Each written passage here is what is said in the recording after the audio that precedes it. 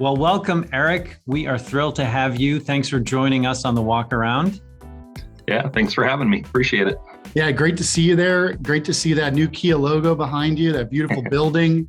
And I think right off the bat, I think one of the things, Mark and I were talking about, Kia really is just on fire. I mean, in so many ways. I mean, the product is never been better, and just great momentum, coming off of a great Super Bowl ad. And, we just got to ask you, you've been in the car business a long time.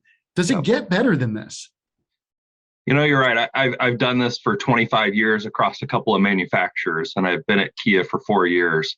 And this is about as good as it gets. I mean, the last 4 years, we've had some great product introductions from Telluride to our K5 Sorento. And recently, we just launched our EV6 and our brand new Sportage. And the product hits just keep coming. And obviously, the industry is very good right now, too. A lot of demand, a lot of pent-up demand. So there's a very bright future, I think, for Kia. The other thing Ellie and I were talking about is Kia has really upped its cool factor. Absolutely. When you think about the Super Bowl ad that you just mentioned, the reveal with the drones, that was fantastic.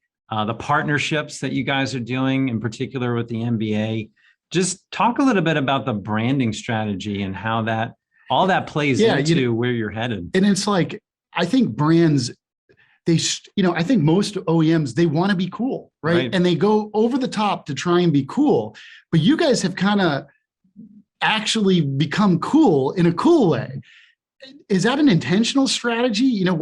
How does the brand strategy come along like that? Yeah, I mean, I think it's been a journey, and I'm glad you guys are recognizing it. It is becoming a very fun brand.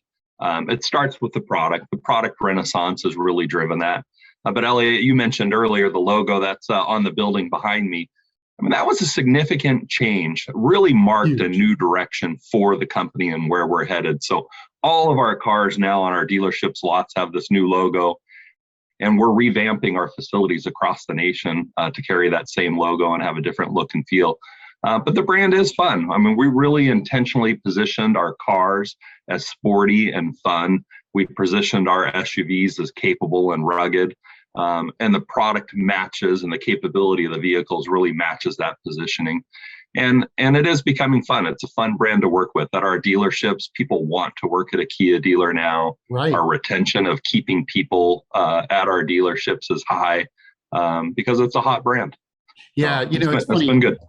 It's funny you mention that. We see that all the time with F&I managers. I mean, we're in the F&I business, and it's challenging for some of the second tier, third tier brands to get good talent.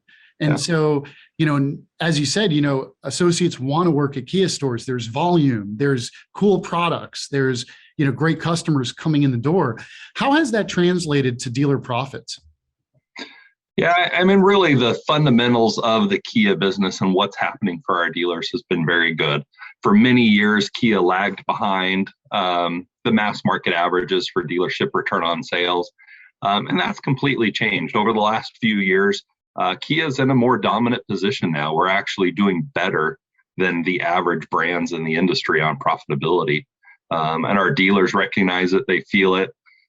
We've had a lot of buy-sell activity that's been happening across the industry, but we're attracting a different type of dealer and different type of employees at the dealership. And so the brand is really evolving and changing.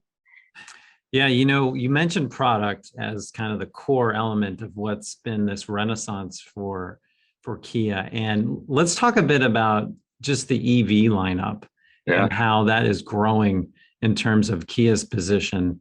I'm not sure many of our listeners may know, but Kia was kind of out in front of this, one of the first manufacturers with the Niro. With the Niro. The Niro came out. How long? It's been out for over a decade, I believe. Well, actually, so the Kia Soul was our first entry into electric cars. That was 10 plus years ago, right? And, it was 99-mile range, 100-mile range EV, and that was kind of when everyone was going to it. And we kept that in our product portfolio for 7 or 8 years.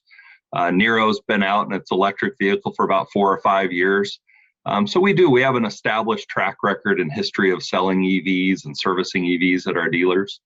it's been really fun to watch this evolution. So the Nero, really has started to pick up in sales, I think helped by gas prices and what's happening. Sure. But the EV6 is really changing the position of the Kia brand. So an interesting fact, in the first quarter of this year, Kia was the second best EV selling brand in the industry behind Tesla. Wow. And it was really driven by the launch of our EV6. And then we've been selling about 1,000 Nero EVs a month as well. So really a great start for where we're headed in our electric future. So yeah, it's interesting because you hear a lot in the industry, and Kia kind of flies under the radar with regards to EVs. Yeah. And I think that's a good thing. But, I think, we talk a lot about the barriers to EV. And I'm sure you guys have studied the consumer on this and the things like range anxiety and infrastructure and just technology concerns. Do you see those concerns shifting now as it becomes a bit more mainstream? And have you guys been able to prepare your teams for that shift? Yeah, the last couple of months, EV sales have been almost 6% of total industry sales. So it's not the 1 or 2% it had been a few years ago. So it's becoming a bigger part of how the auto industry is going to be shaped and what we're going to do. Our dealerships are ready. So over the last year and a half, we've really installed chargers and made sure they have the tools and equipment to service EV vehicles. There are still issues with the infrastructure and what's happening across the industry. I'm driving an EV6 for the last couple of weeks, but I don't have a charger installed in my home yet. Wow. So trying to scramble to find the right chargers in my neighborhood, or fortunately we do have some in the office, so it's been easy there. But certainly the infrastructure needs to be built out for mass adoption. I think it's going to be really easy for people that have a home with a garage where you can charge it at night. But for those that live in multifamily dwellings, or those who live in apartments or high-rise buildings in major cities, there's a lot of development that still needs to happen with the infrastructure for us to go from, the 6% we are today. I think the first move to maybe, 20% of the industry might be pretty easy. But as you get there, there's going to be some roadblocks moving the industry higher. So Eric, what do you think about in terms of the price point for consumers? Some of the studies you see, by and large, most consumers are very satisfied with their EV purchase. But, some stats have shown about 50% are only willing to pay a few $100s premium. Do you think that's a roadblock? Is that something that dealers will have to contend with as more EVs enter the market? Yeah, I think, always when technology comes out, it's kind of adopted at the high end first. So a lot of the EVs today are pretty expensive. And there's a lot of pressure on cost. The batteries are very expensive. The safety technology going into cars is very expensive. But that'll come down. Everybody will start to introduce EVs at lower and lower price points. Hopefully there's some breakthroughs in the cost of those batteries, and we'll see it come down. But certainly for the next couple of years, EVs are going to be a premium product at a premium price position. Yeah, it's I like what you said in there, just going back a minute, because we talk to a lot of people and you don't hear about, that's a great pragmatic nuance to EV adoption around multiple housing dwellings, an apartment building. Yep. How do you charge your EV when you don't own your parking spot, right? And so much of this country is built in cities, in multiple housing dwellings. And so you think about places like Los Angeles, New York, Chicago, and you really wonder that. I think that's just a tremendous insight about how do we overcome that? I mean, is there technology on the horizon that can enable those types of dwellings, or is this going to be a challenge you think that'll persist? Well, I think in cities you mentioned of New York and Chicago and others, parking's already an issue in and of itself, right? Right. Out here in Southern California, where you've got a little more master planned communities, some of the big apartment communities are planning and are working with third-party companies to put in massive electric charging vehicle infrastructure into their apartment buildings or their parking structures. But I do think fast charging is one way to overcome this. So if you can go to an area and you can charge your vehicle in 15 to 20 minutes, that's not much longer than your typical visit to a gas station by the time you go in and get your cup of coffee and fill your tank and use the restroom, whatever you have to do. So fast charging will help. Being able to build out the infrastructure in those apartment communities will also help. Yeah. So from an EV perspective, what's next on the horizon for Kia? Yeah, I mean, Kia, we introduced really probably about 2 years ago what we call Plan S, and it's a transformation of our company to be, a leading provider of mobility solutions. And that transformation is happening now, right? With the Nero EV that we already sell, we introduced the EV6. Most of our vehicles are starting to get hybrid variants to them. So our new Sportage that we came out with has a hybrid and a plug-in hybrid. And we've committed to launch one new electric vehicle every year moving forward. And I think we'll have it in the traditional segments we compete in. So really, the future over the next couple of months is going to be, or the next couple of years, we're going to keep selling all of our great gasoline-powered cars that we've become known for with Telluride and Sorento and our Fortes. And we'll start to layer on top of and attract new customers to the brand with the EVs that we're launching. So it's going to be exciting couple of years as we make this transition between gas-powered to electric-powered vehicles. Yeah, very pragmatic approach, sounds like, from Kia. Yeah. Again, we're talking with Eric Watson, Vice President of Sales Operations for Kia America. And we're talking EVs right now. And, with those EVs and, looking at the marketplace, you kind of see some other manufacturers trying to take a step closer to retail with the introduction of EVs. Yeah. And, I know that, from talking to some Kia dealers that they haven't experienced that, but I'm curious, Eric, is that something you see a direction that you see Kia going into?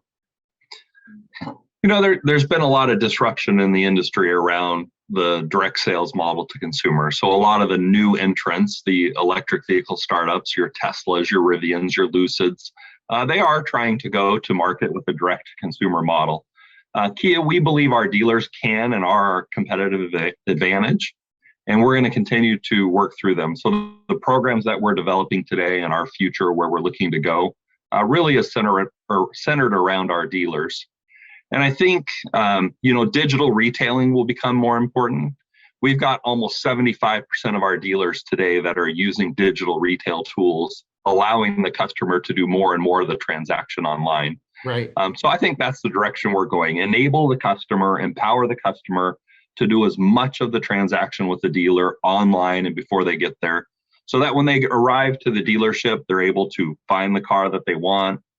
They're able to have a clean car. They're able to learn the features and functions of that car, and really accept delivery from professionals that know how to sell and how to deliver the vehicles. So, Eric, it sounds like what you're saying, a differentiator for dealers that you see is more about the experience that they have and less about price, inventory, some of the more traditional things that that dealers have tended to market themselves on. That's a great point. I think what we've seen through this pandemic, right? In the US, we were always scared if you didn't have a 90-day supply of cars in your pipeline and 45-day supply of vehicles on the ground at the dealer, that customers were going to be impatient and they wouldn't wait, right? We're seeing customers order vehicles, put down deposits, and wait 45 days in most cases. In some cases, like Telluride, we're 3 years into selling Telluride. We've had a 6-month plus wait list for that vehicle. Amazing. 3 years. And, we've increased production capacity and it's still not meeting the demand of how many people are interested in this product. So customers are learning, our dealers are learning that the model can be different going forward, where you can, do the transaction online, you can make an appointment with the customer. They're willing to make a deposit and to wait for that vehicle. So, Eric, you brought it up, and it's the million-dollar question. Where do you see inventory levels heading in the near future? Do you think we'll ever get back to those days of the 45, 90-day plus supply, or are those days gone? Are those days over? And this is kind of the normal we've reached operating. Peak inventory, as Wall Street would call it. Yeah, absolutely. Well, I would like to have one too few, not thousands too few, right? No, I think, really the industry, I think over the next 12 months, maybe even 24 months is going to struggle on building enough supply for the demand that's out there. There's still constraints on chips and other product shortages across the industry. And I even think going forward, as we transition to EVs, the technology that's going into that, the materials required for batteries, I think we're going to be short supplied on a lot of vehicles for a really long time. I will tell you, we've been operating on about a 5-day supply on the ground at our dealerships. Wow. That's not enough. That's uncomfortable for our dealers. That's uncomfortable for our customers. I get a lot of calls from dealers that look out on their lot and say, what am I supposed to tell my sales consultants this month? There's nothing for them to sell. And I have to remind them, I said, you've got a pipeline that you can see 45 or 60 days, start taking deposits and start selling those vehicles and, set appointments for those customers to come in. And it's working. I would like to see closer to a, 30-day supply if possible. Sure. But I think we're a long ways away from even achieving that.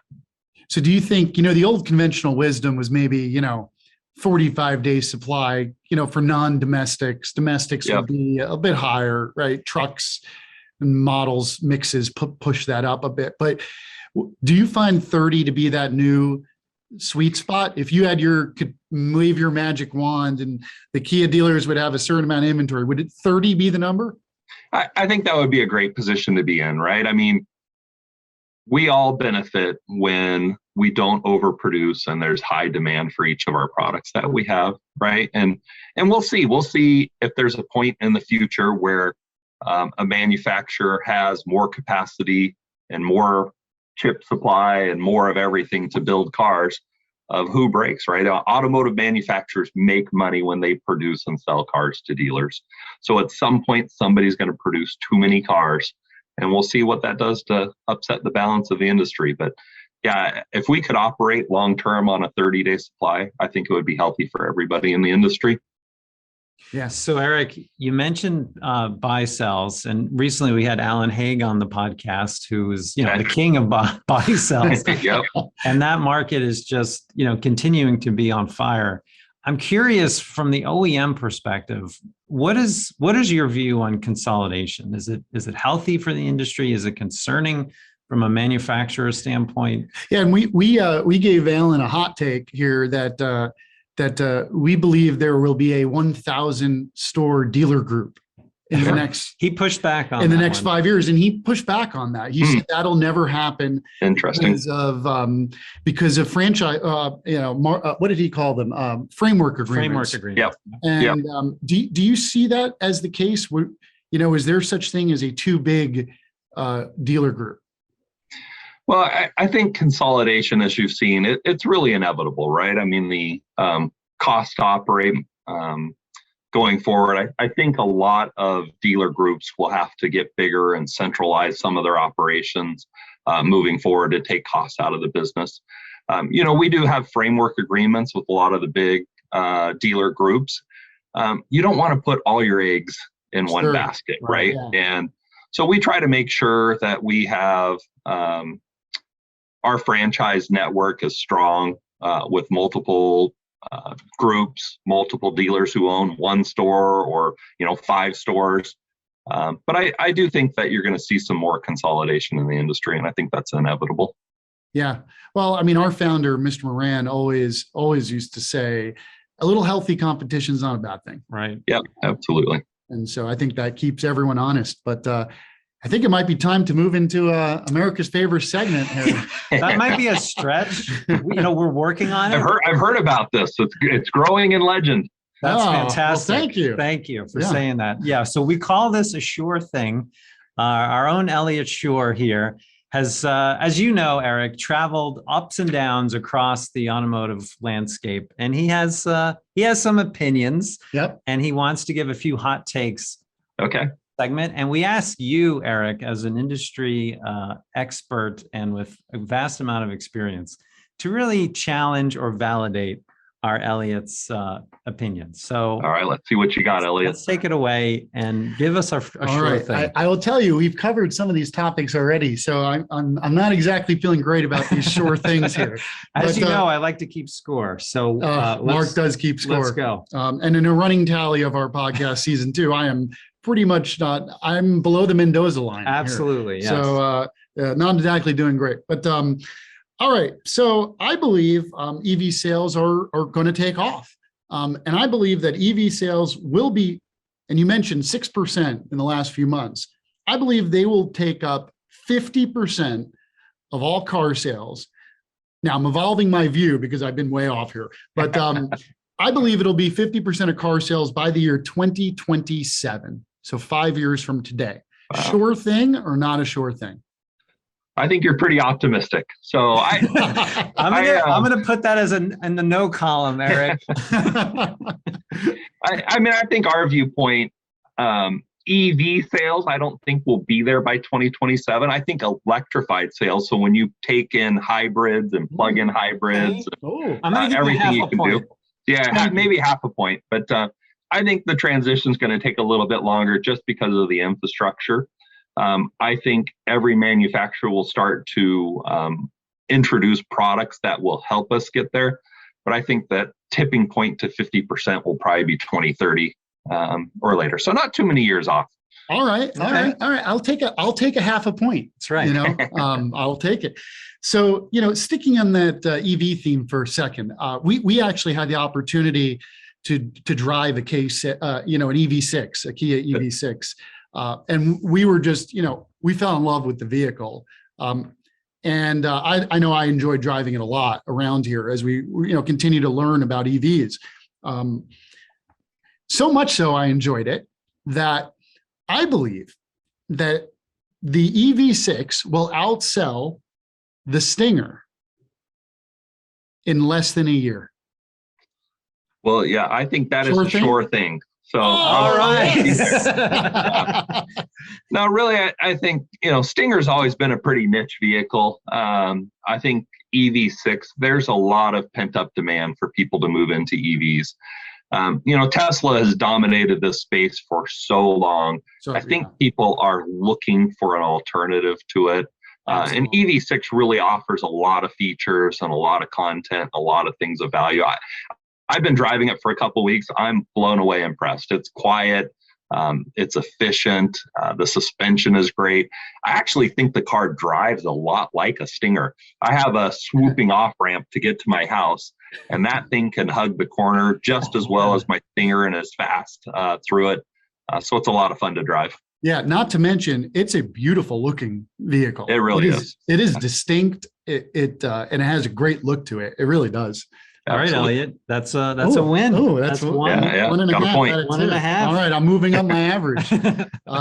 Okay, so we talked inventory, so I'm going to skip that one. But I did have a belief that inventory levels will never return, but I think we're in agreement there. Yeah, I think we got it. I hope so. I'm hopeful. Yep. But I want to switch gears a little bit for my final sure thing. Okay. You're a BYU guy. I am. And we were doing some research, and which is also known as Wikipedia. Yeah, and that's our primary source of information. And we came across a list of the best BYU football players of all time. It's a pretty good list. And we started debating that list a little bit. So I believe that Steve Young is the best BYU football player of all time. However, this list had a different player number one. And so my hot take here for you is I believe Steve Young is the best BYU football player of all time. Sure thing or not a sure thing? Well, it's hard to disagree with you there, right? I mean, that was my era that I grew up really watching him in the NFL, right? And he had a storied NFL career. So I'm going to agree with you that is a sure thing. Thank you. Wow. That was such a softball. It was a softball. Okay, we're gonna have a bonus one. We'll have a bonus one here. By the way, do you think you could predict? Do you think you could? Who do you think this list had as number one? Boy, if it was a college career, maybe Ty Detmer. That's a good guess. Good guess, Maybe. But they're considering their pro career here. Okay. It was Jim McMahon. Yes, you got it. Jim McMahon. But I don't know how, I've never seen a list put Jim McMahon over Steve Young. No. Ever. But this list sure enough had it. All right. One last one for you. BYU had a very high profile pick in the 2021 draft in Zach Wilson, quarterback for the New York Jets. However, I believe that Zach Wilson will never win a Super Bowl with the Jets, ever. Sure thing or not a sure thing? Boy, I think Zach Wilson is so talented watching him play. I think you probably have a sure thing in the Jets organization, unfortunately. Yes, I'm sure we just made a lot of people in the Northeast angry with us, but yes, but we'll have to deal with the wrath of the JETS and go Dolphins people. That's right. Well, thank you very much. We appreciate the time today. That was a lot of fun. Thank you too. Yes, Eric, you've given us a lot to consider and think about for the industry coming forward. And I think Kia dealers should be really excited about the future. Yeah, really exciting for Kia. Yeah, I agree. So thank you guys very much. Appreciate it. All right. Thanks a lot, Eric. Thank you, Eric. Take care.